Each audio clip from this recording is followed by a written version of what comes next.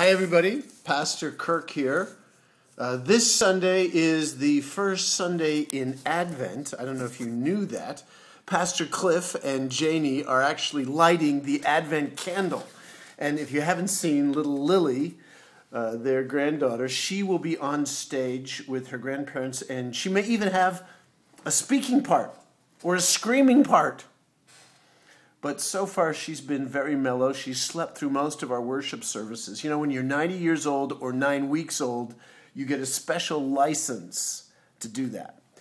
We kick off Advent this Sunday with what we call our family Advent celebration, which is going to involve our bell choir, our cherub choir, our chancellor choir, our mad choir, and our rock choirs.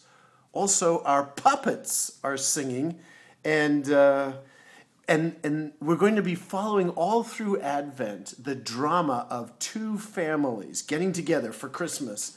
And these families have some issues.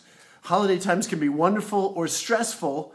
Here's a family that shows up needing something that money can't buy. You're not going to want to miss any of these Sundays in Advent.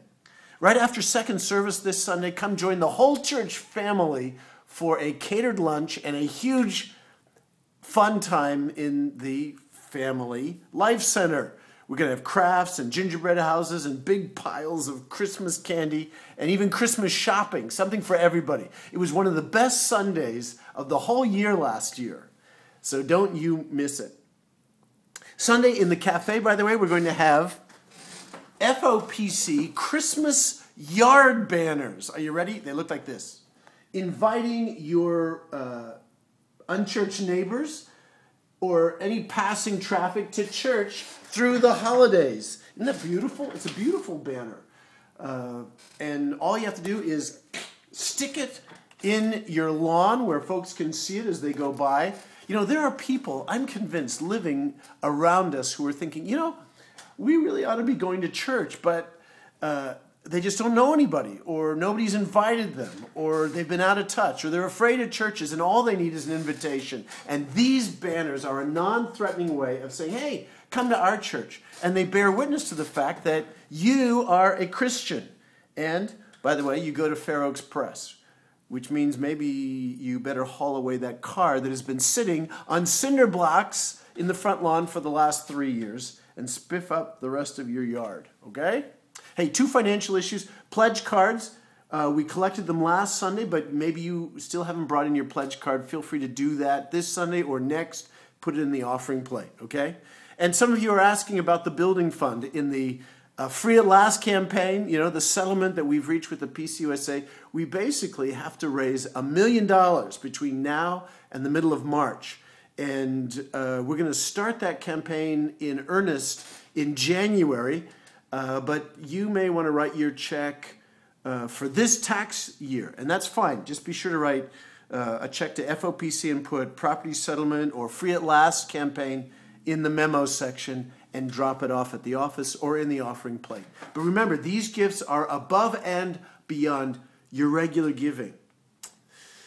Sponsorship Sunday is December 12th. That's in 2 Sundays. And our church family is going to have the opportunity to sponsor nearly 400 children at risk, most of them orphan kids, all of them living in poverty in Malawi, one of the world's poorest countries. Here is what one of our sponsorship profiles looks like. This is Dorika Mpunga, and $37 a month buys Dorika food for 6 days, and after-school discipleship, recreation, education program, medical checkups twice a month, a school uniform, and it also funds a preschool for the entire community that will be run out of our Hope Center, and Farming God's Way education for the village farmers, which should improve their productivity and break the back of poverty.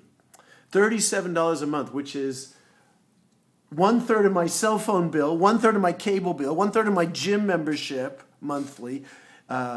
$37 is what many spend in 2 weeks at Starbucks or Jamba Juice, or for lunch for one person at the Elephant Bar or Slocum House. In other words, we can fund this whole orphan care program, adopting 400 kids, and give these kids a future and a hope just by redirecting some of the money that we spend every month on ourselves for non-essentials. And I can't think of a more painless way to say God loves you in action for some of the neediest kids in God's world. You know, Jerry Hodder is one of our deacons, and her dad just passed away. Let me go get something. Anyway, the family discovered Jerry's dad was sponsoring 22 kids through World Vision. Look at them all. He made this big poster of his adopted children. And when he passed away, in his will, he provided for all 22 of these kids through their high school graduation. Wow.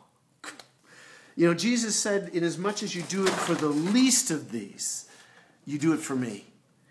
And what a beautiful way to express Christ's love. Tomorrow's Thanksgiving. You know, when our family gathers for prayers before supper tomorrow, one thing I am hugely grateful for is for this church and for you. Have a great Thanksgiving, church. See you on Sunday.